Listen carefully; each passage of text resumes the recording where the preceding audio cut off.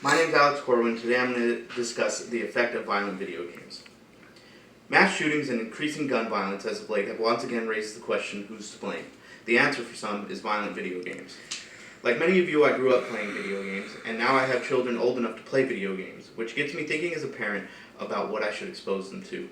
The 2019 Walmart shooting in El Paso, Texas was the latest to raise this question, and with this being in my hometown, it got me looking for answers. Violence in video games doesn't seem to translate to real-life violence. Today we will discuss desensitization to violence and its relation to aggression, the correlation between competition and short-term violence and the controversy around long-term violence, and how to keep the effect of video games in check. To understand the effects that video games have, first we must understand the difference between aggression and desensitization. Desensitization and aggression are not the same thing.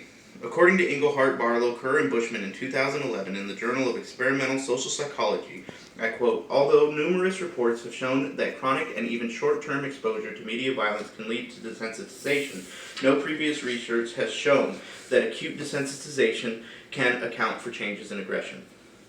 This is to say that just because viewing acts of violence doesn't have a significant impact on a person, it does not mean that this person is more prone to committing violence. They may not be shocked to see someone behaving violently, however they won't behave violently themselves because that person is desensitized, not aggressive. Violent movies, cartoons, and even media coverage of a violent event can have the same desensitizing effect as video games.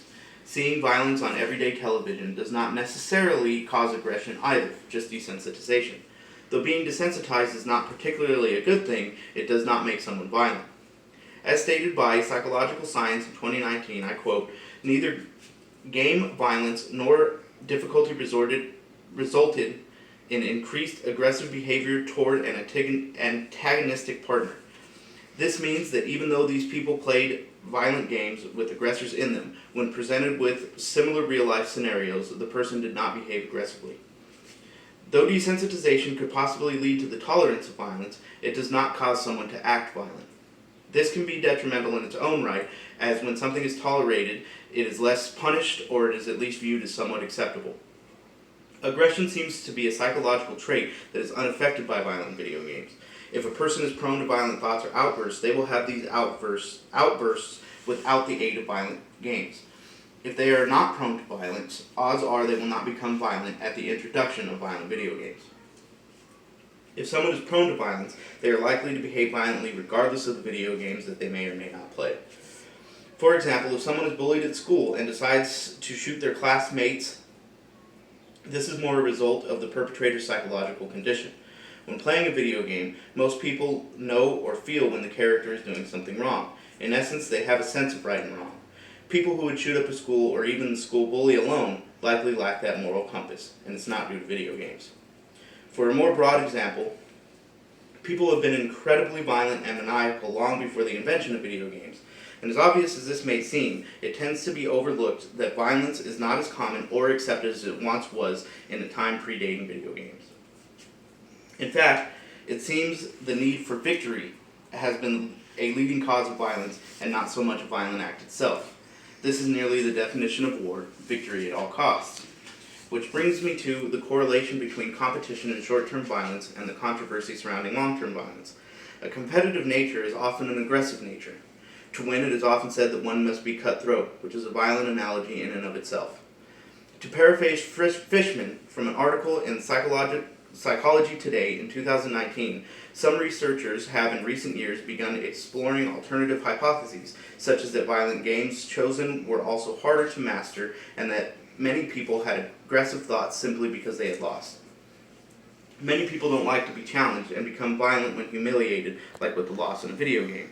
This can result in fighting between friends and siblings, or when playing solo can lead to breaking things like game controllers.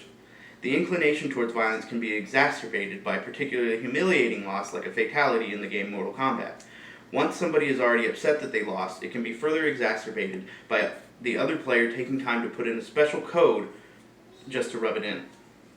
It is not the violent aspect, but the competitive aspect. This is the reason that excessive celebration results in penalties in sports. Video games, as with many sports, can encourage one to be a show-off, resulting in another one's humiliation.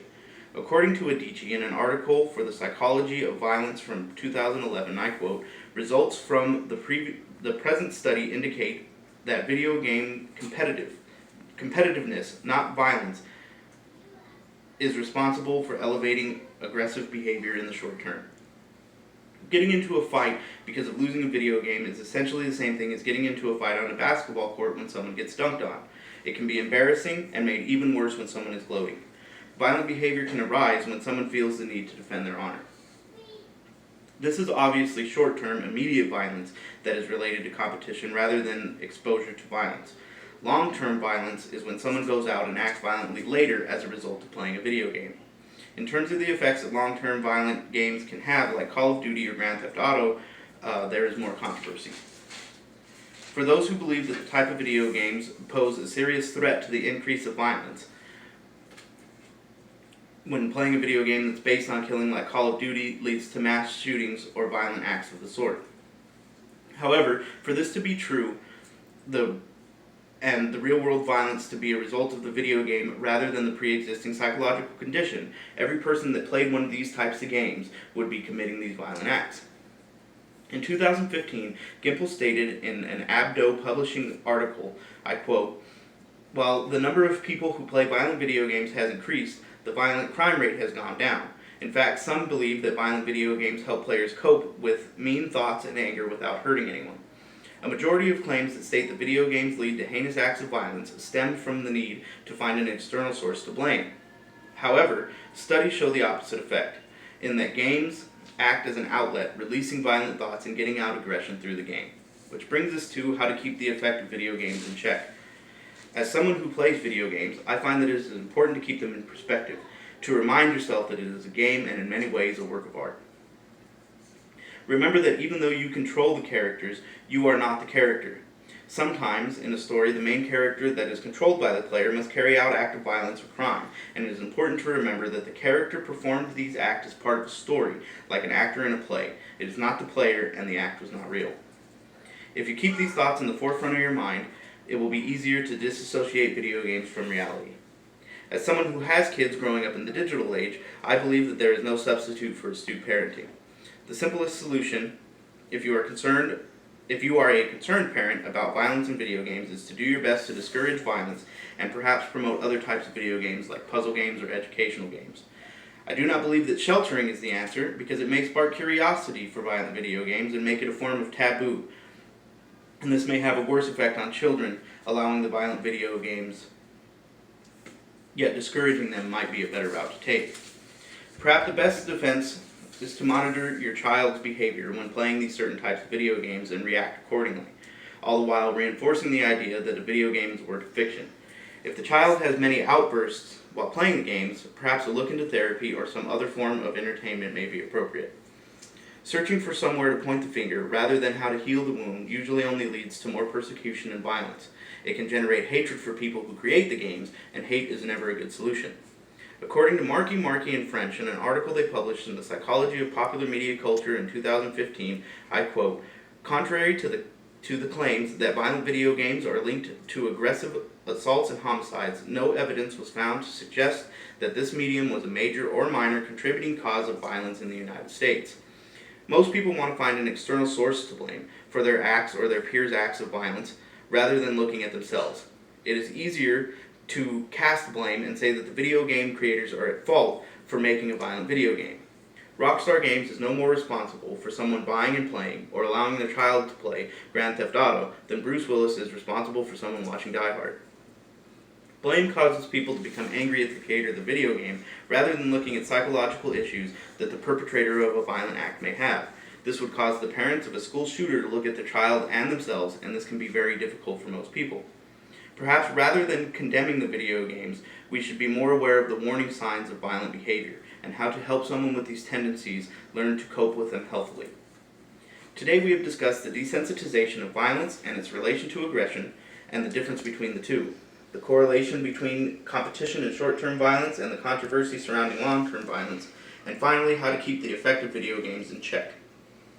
It is imperative that we as a society stop looking for who it is to blame, such as video games and their creators, and start holding ourselves accountable for our actions and start holding the others accountable for their own actions as well. Perhaps the most important takeaway of this speech is to stop trying to pass the blame. You cannot begin to change the world until you are willing to accept the possibility of changing yourself.